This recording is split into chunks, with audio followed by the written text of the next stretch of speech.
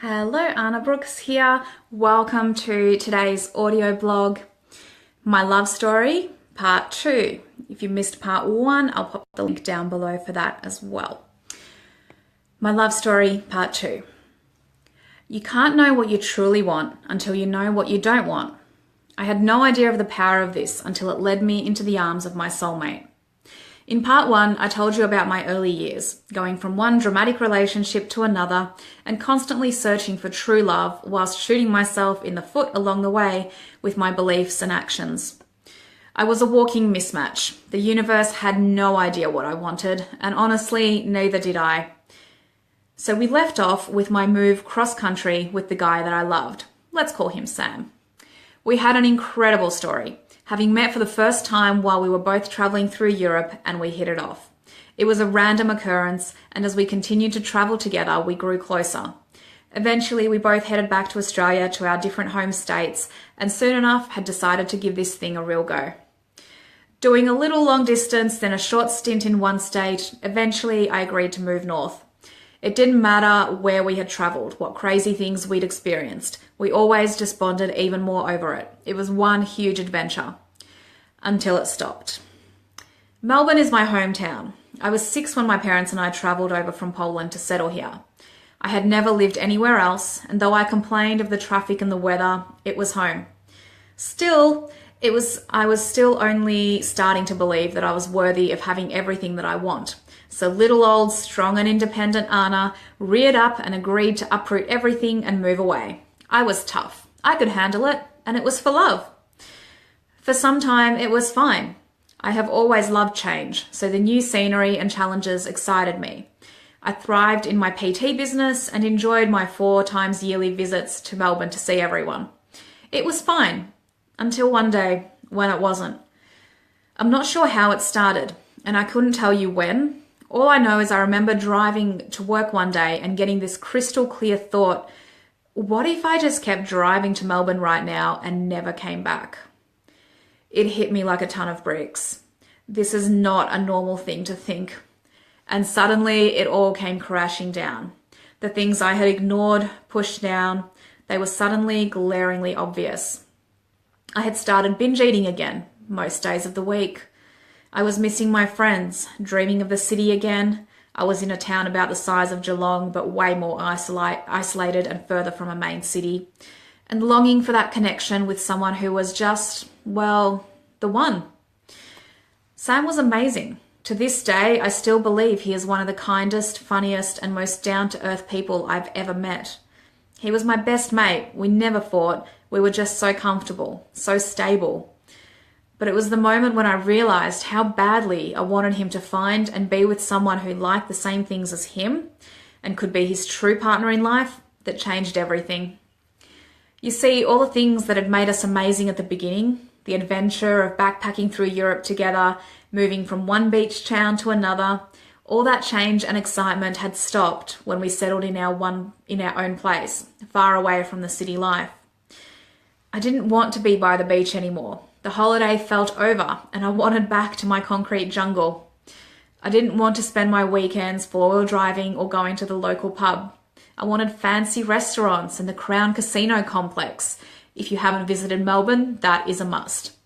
And generally, people and action and fashion. I mean, you can't call me fashionable by any means. But the biggest problem wasn't even where I was and what I was doing. It was what the relationship had become for me. I no longer saw him as mine. I saw him as a friend who I so badly wanted to be happy, and every day I could see more clearly that I couldn't be that person. We were into completely different things, had completely different ideas of an ideal future, and hard as I tried, the small town life by the beach wasn't for me.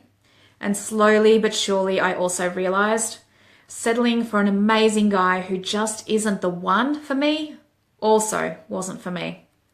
He deserved better, and finally, I could admit it, I deserved better. As with anything in my decisions, once my mind was made up, it was a hop, skip, and a week to a breakup. I moved out, gave my clients notice, and 3 months later, I was landing back in Melbourne, all dressed up on a Saturday night and slightly tipsy from the cheeky Mile High wine. I was welcomed home by my friends, and it could not have felt better to be back in Melbourne. The breakup was tough. We still loved each other, but the moment I found myself wishing that he would find his perfect girl, I knew it was beyond done.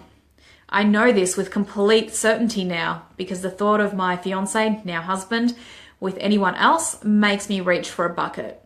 But the thought of Sam finding love with someone who is much better suited to him made me smile with hope. The backstory to finding true love is long, but the story of meeting Matt is very short. In my decision to leave, I'd set into place a chain of actions for the universe. I'd made a bold statement that I would not settle, and for days on end, I repeated loudly to myself, "It's my soulmate or nothing, universe." I would die happily alone rather than make do with a good enough relationship.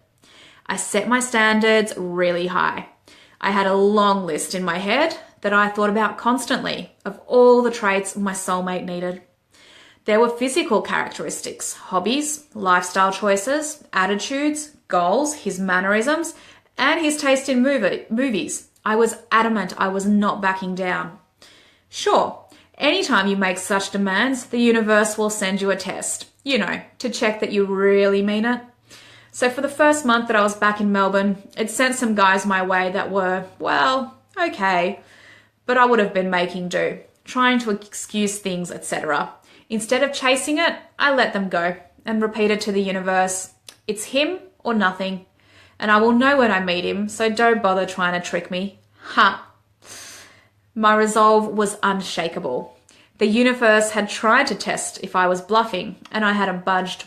I was all set to be a spinster forever, and if it didn't deliver what I wanted. So what happened? Well, naturally, I got what I demanded.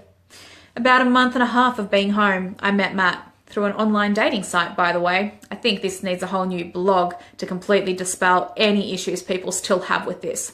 Ideas. On our first date, we hit it off. It was just a quick coffee and chat, but it ended up being the famous story my friends tell to this day because he ended up coming over, talking for hours, and falling asleep nose to nose, looking into each other's eyes. Yep, ladies, love at first sight is a thing. We went from total strangers to dating and in love in the space of a weekend.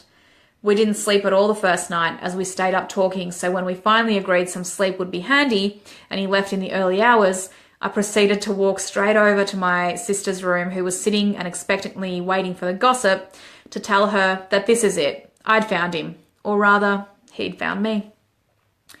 I knew in my heart that this was it, though my well-tortured head, filled with doubts of relationships past, was pounding at me to play games, not be too available, be strong, independent chick that every guy wants, blah, blah, blah. Though I could feel every fibre of my body wanting to revert to the familiar, I refused. I flat out told myself no. The universe tested you, it sent you some duds. You passed them up, and the universe knew you weren't kidding. So it sent you exactly what you asked for. The perfect guy down to all the little things like a shared love of horror movies. The universe had called my bluff. Apparently this is exactly what I wanted and would go through any amount of pain for if it was true love. So was I really willing to step up, let my guard down, fall hard and risk the hurt again? With a deep breath, the answer was a booming yes. I had made up my mind. This love, this feeling, this complete ecstasy was worth any price I had to pay for it.